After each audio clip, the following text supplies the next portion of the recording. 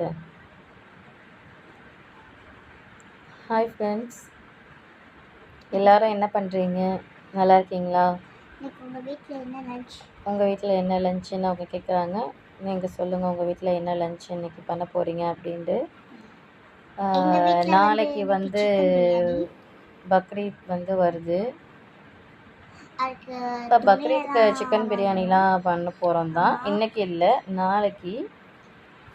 உங்கள் வீட்டில் என்னென்ன ஸ்பெஷல் பண்ணுவீங்க ஃப்ரெண்ட்ஸ்?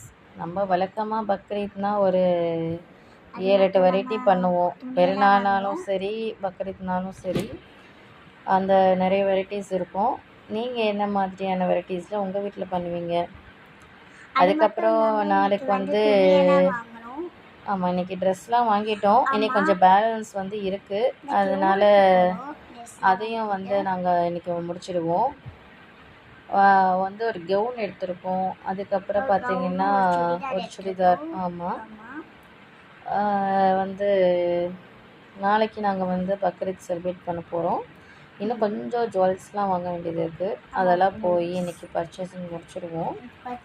நைட்டில் நாளைக்கு வந்து பார்த்திங்கன்னா நாளைக்கு சமையல் வந்து நைட்டே ரெடி ஆகிடும். நைட்டில் எல்லாமே ரெடி பண்ணிவிடுவோம்.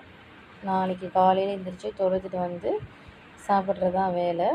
நான் உங்களுக்கு நாளைக்கு என்னென்னலாம் ஸ்பெஷல் மெனு அப்படிங்கிறத கண்டிப்பாக காட்டுறேன் ஃப்ரெண்ட்ஸ். உங்கள் வீட்டில் என்ன ஸ்பெஷல் மெனுன்னு சொல்லுங்கள் ஃப்ரெண்ட்ஸ். ஆமாம் ஃப்ரெண்ட்ஸ், மறந்துடாதீங்க.